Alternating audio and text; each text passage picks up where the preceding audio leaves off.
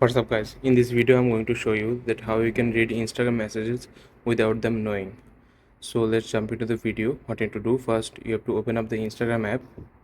So after opening the Instagram app, you have to go to your profile, then you have to go to on this three dot bar icon in the top right corner. Please guys, make sure you watch the full video and follow every step that I'm going to show you. So guys, there is two options. One option is you have to turn off your mobile data and read their messages and uninstall the Instagram. Then you have to log in again to your account. So this is the tricky way. I am going to show you the easiest way. So to do the easy way, you have to go to scroll, then you have to go to on this option called messages and story replies. After going to this option, you have to find the option called show read receipt. Then you have to click on this option.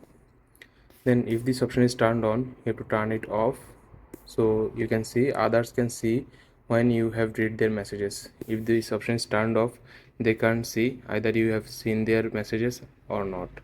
So this is the easy way guys. After turning it off, you are ready to go.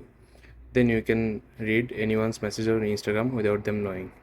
So I hope you find this video helpful guys. Please leave a like on this video and subscribe my channel for more video like this. Peace.